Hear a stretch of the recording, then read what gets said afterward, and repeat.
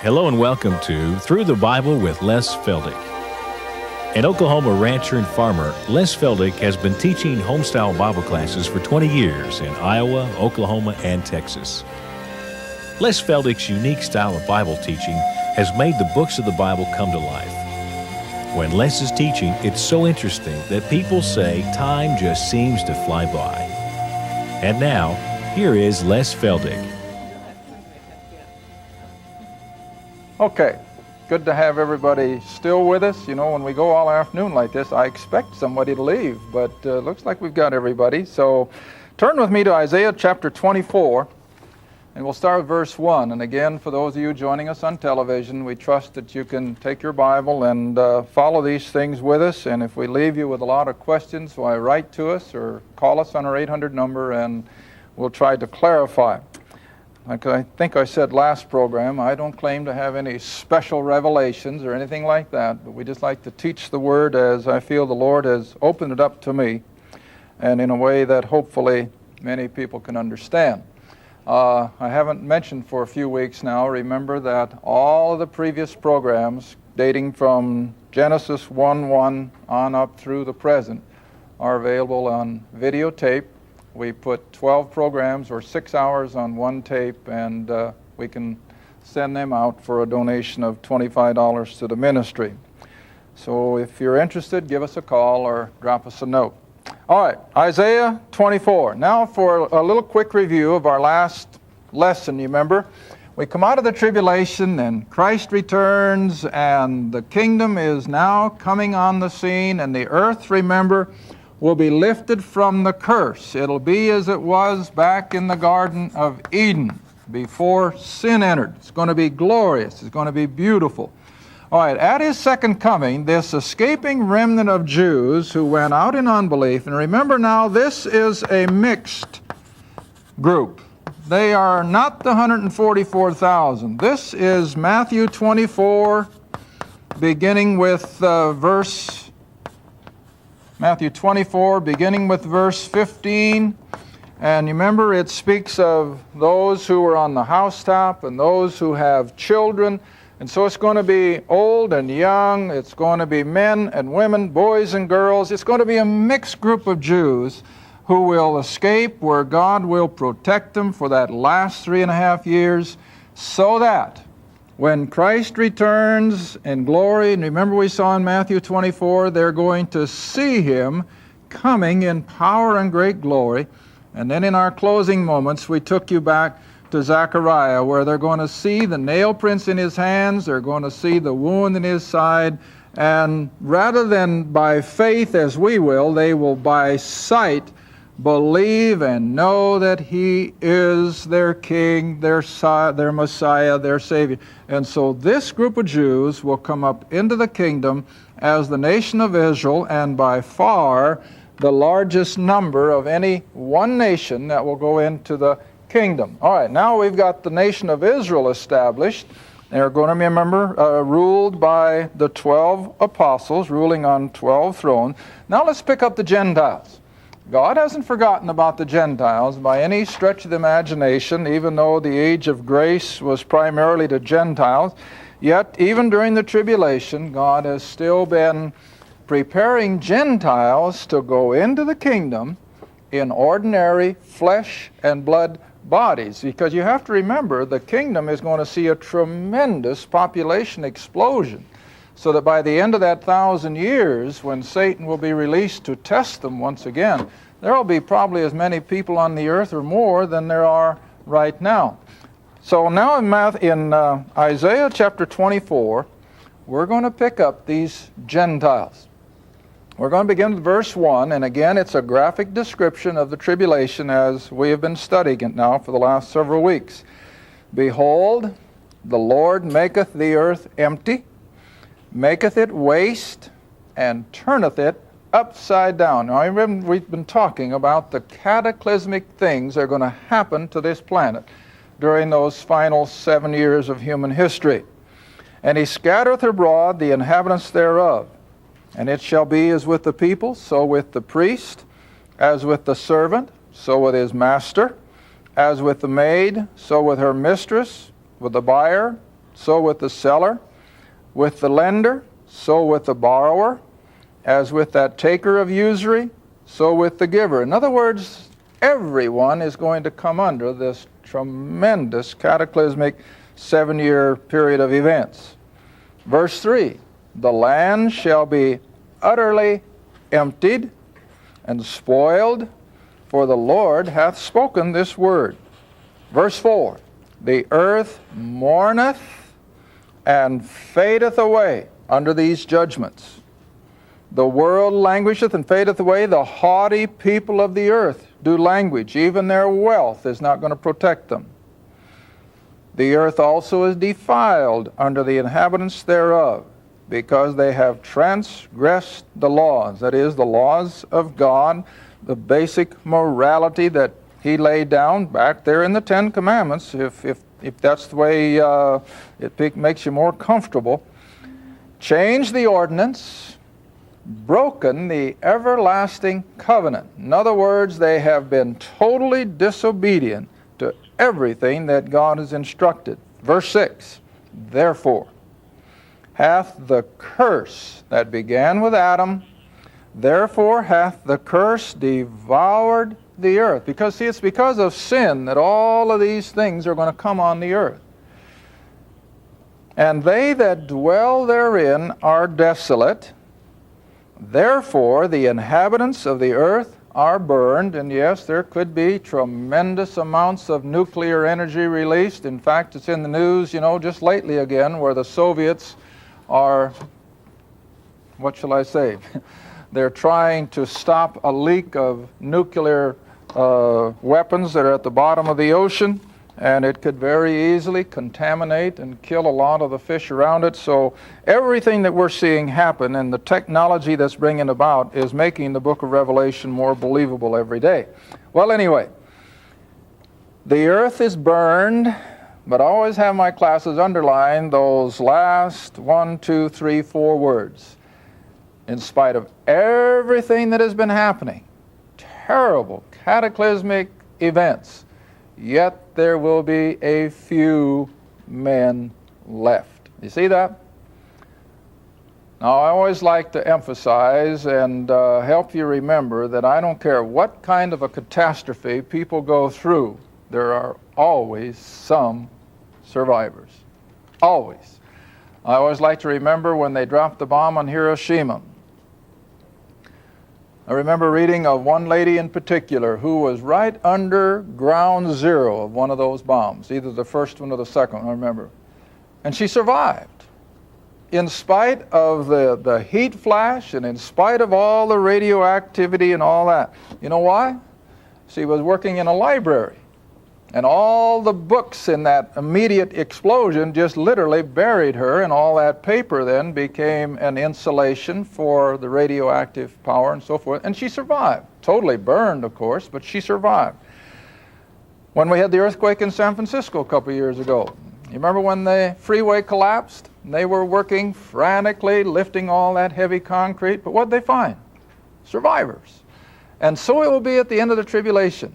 There are going to be survivors scattered around the planet from every nation that you can think of. Now, I usually let my classes, and you can do it as individuals, and those of you on television, you just take a pencil and paper and use whatever figure or percentage you like to think of as a few. Now, the world tonight is, I think, around 5.5 billion people. But for sake of easy mathematics, let's round it off at 5 billion. If the population right now is 5 billion people, and I think 10% is too high for a few, personally. When I think of a few, I think of something less than 5%. Now, I see some of you are already putting the pen to it. If we've got 5 billion people on the earth tonight, and 5% survive, how many does that still leave us?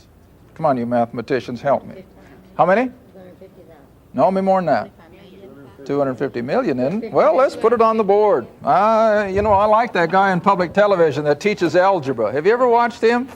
I get a kick out of that. All right, so we start with 5 billion people. that right? Thousands, millions, billions.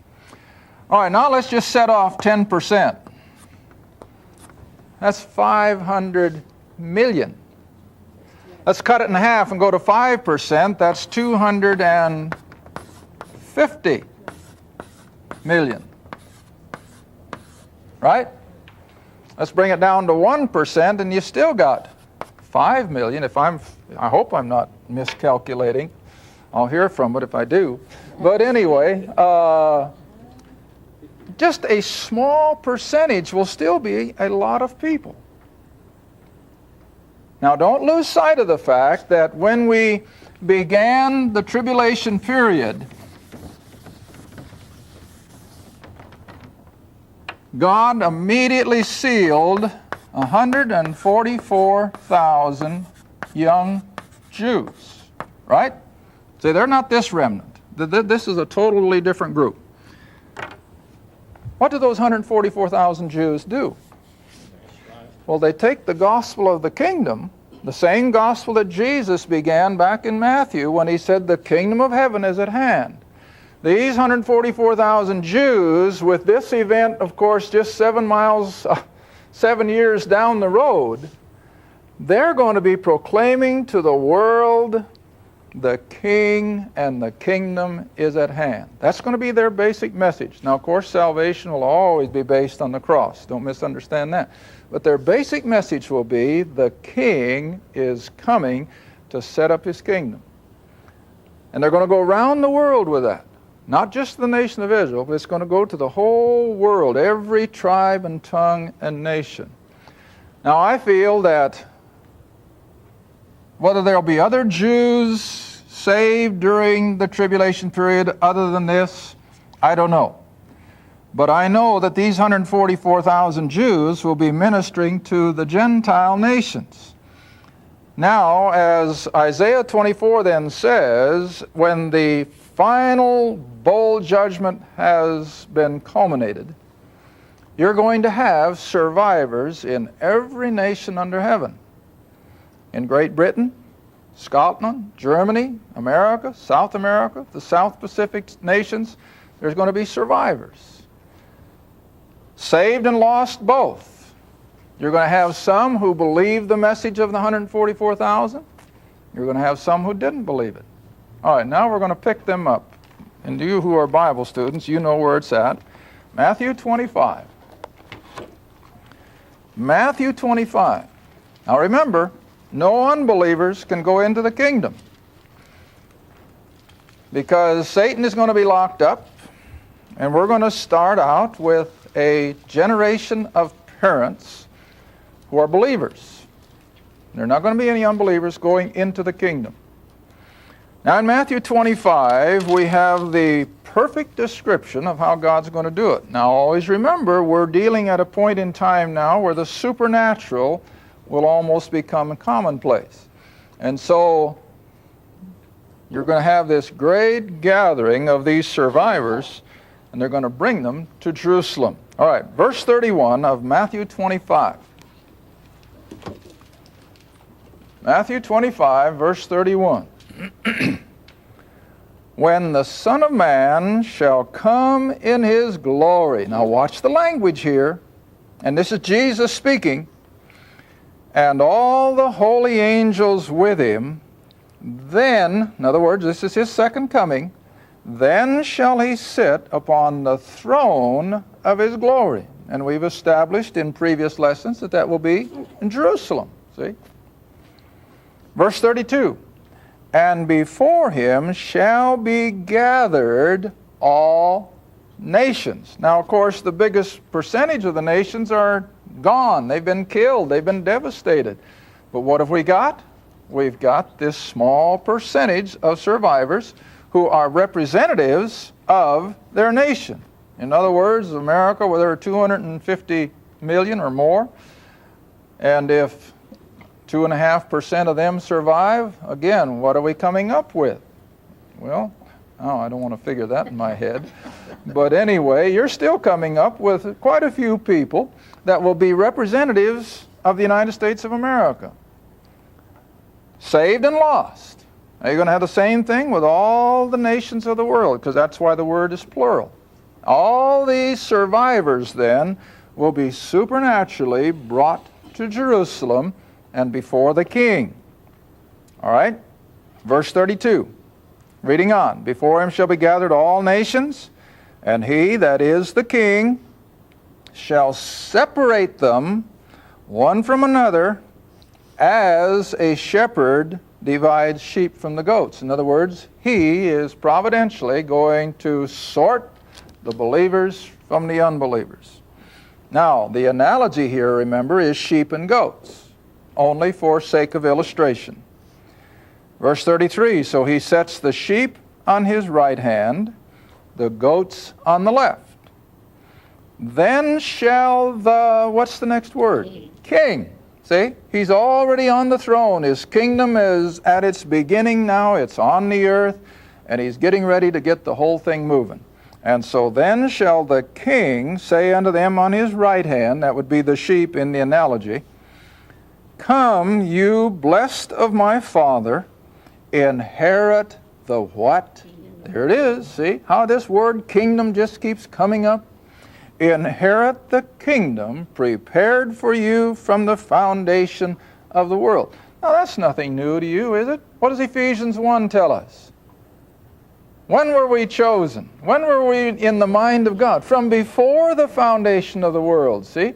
And so it's nothing different. God in his foreknowledge knew exactly which one of these Gentiles would hear the gospel of the kingdom from the 144,000 and believe. So he can say honestly that this was prepared for them before the world was ever created. Now verse 35.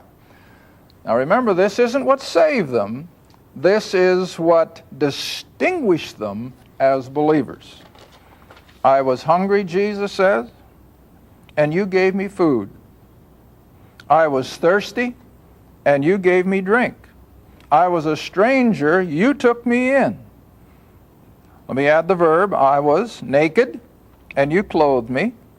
I was sick, and you visited me. I was in prison, and you came unto me. Then shall the righteous, that is, these believers now, gathered from all the nations of the world, then shall these righteous answer him, saying, Lord, when saw we thee hungry and fed thee?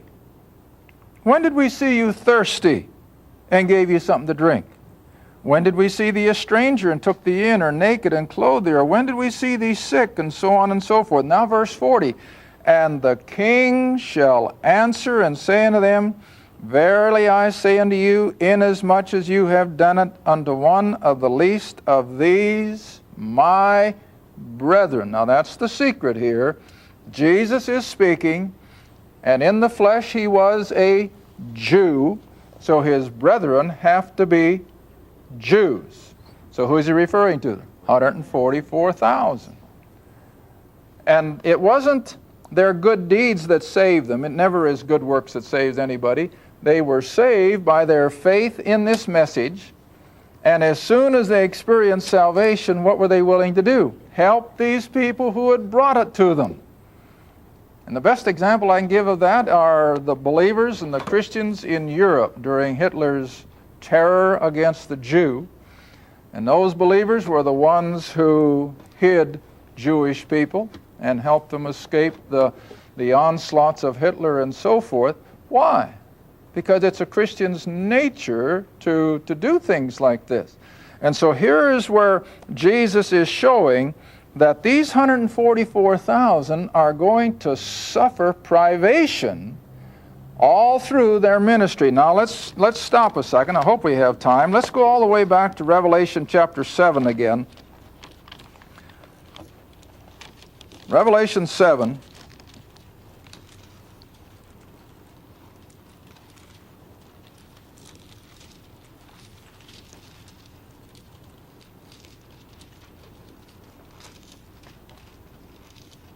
Got it? Revelation 7. Come down to verse 3, just for sake of time, where the angel says, hurt not the earth, neither the sea, nor the trees, until we have sealed the servants of our God in their foreheads. In other words, I would just simply like I suppose, when God put a mark on Cain that no one could take his life. Now, it's the same way with these 144,000. They were sealed so that no one could take their life. And you come down and you see all the 12,000 of each one of the 12 tribes, and they go out then and they proclaim the gospel of the kingdom. Now, to see also how this fits with Matthew 25, come down to verse 16. These are the privations that believers, as well as these 144,000, will suffer during this 7-year period. They shall hunger no more. Now, you want to remember, we're coming back to that mark of the beast in the forehead or the palm of the hand that we talked about several weeks ago. If people have that mark of the beast, they will never succumb to the gospel of the kingdom. If they don't have the mark of the beast, they will be eligible for this salvation, but they'll not be able to buy or sell or transact business. Consequently, 7 years is a long time. If you can't buy groceries, 7 years can be a long time if you can't pay your rent or make a house payment, or buy gasoline, or pay a doctor bill. You can do nothing if you don't have some means of exchange. And they're not going to have it. And so they're going to end up hungry, thirsty, naked. See? All right, now then come back to chapter 25 in Matthew. And so these 144,000 are going to suffer these same privations. No one can take their life, but they'll be thrown in prison. They're going to be hungry.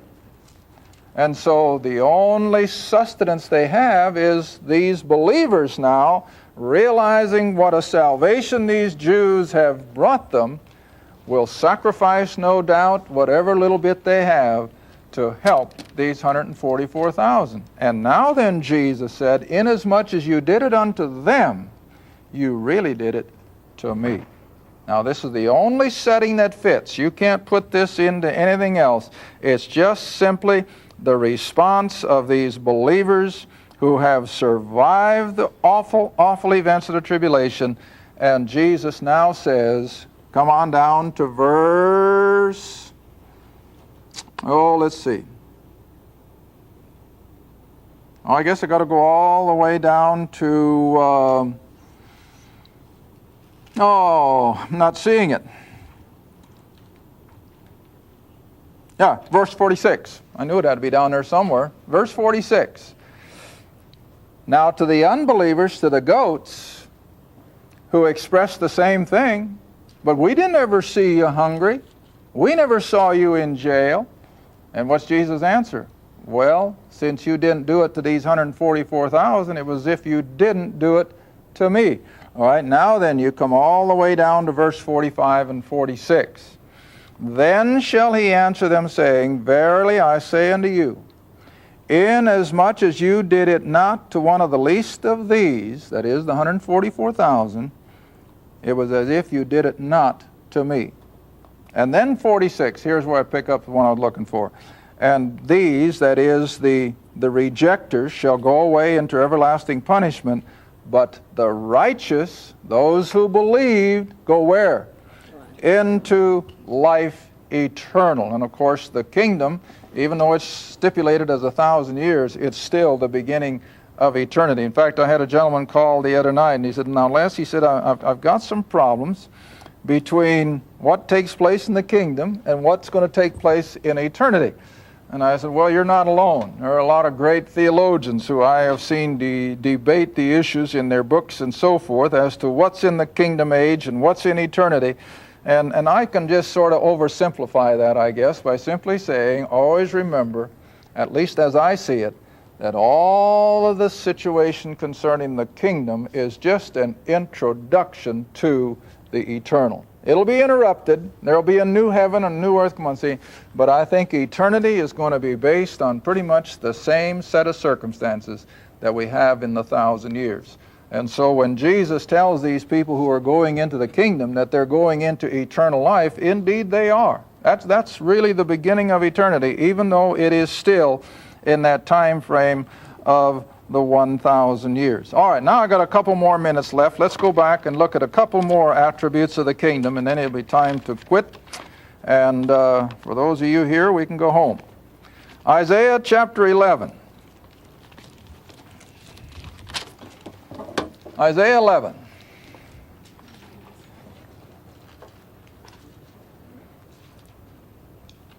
I think we have time to just start at verse 1. Isaiah 11, verse 1. And there shall come forth a rod out of the stem of Jesse, and a branch shall grow out of his roots. Now, of course, Jesse was the father of David, and Christ is always considered the son of David. And so we're speaking of the branch here as the Messiah, the Christ. Now verse 2, and the Spirit of the Lord shall rest upon him, the Spirit of wisdom and understanding, of counsel and might, the Spirit of knowledge and the fear of the Lord. Now those are all attributes of the Spirit that are also indicative of the Christ. Verse 3, and they shall make him of quick understanding in the fear of the Lord, and he shall not rule after the sight of his eyes, nor reprove after the hearing of his ears, but with righteousness he shall judge or rule the poor, and reprove with equity for the meek of the earth. You know, I reminded you here several weeks ago. What do those words remind you of in the New Testament? The Beatitudes. See, this is where the Beatitudes become then the very constitution of the kingdom. All right, read on. And with the rod of his mouth and the breath of his lips he shall slay the wicked, which of course he did there at Armageddon in the final hours of the tribulation. Now verse 5, we come back again into the kingdom. And righteousness shall be the girdle of his loins, and faithfulness the girdle of his reins. Now look at verse 6. This is all on the earth. And when animal lovers ask me, are there going to be animals in heaven? Yes, here it is. The wolf will dwell with the lamb, the leopard shall lie down with the kid, the calf, and the young lion and the fatling together, and a little child shall lead them. Where did that little child come from? From believing parents, see? And the cow and the bear shall feed, their young ones shall lie down together, the lion will eat straw like the ox, as it was before sin entered. Neither shall they hurt nor destroy in all my holy mountain, for the earth shall be full of the knowledge of the Lord. Thank you for watching Through the Bible with Les Feldick, a weekly Bible study. If you would like more information about the Les Feldick Ministries, a Bible study in your area, or about this program, write to Les Feldick Ministries, Route 1, Box 760, Kinta, Oklahoma, 74552. That's Route 1, Box 760, Kinta, Oklahoma, 74552. Through the Bible with Les Feldick is viewer supported, and your gift is appreciated. Thank you, and be sure to tune in next time for Through the Bible with Les Feldick.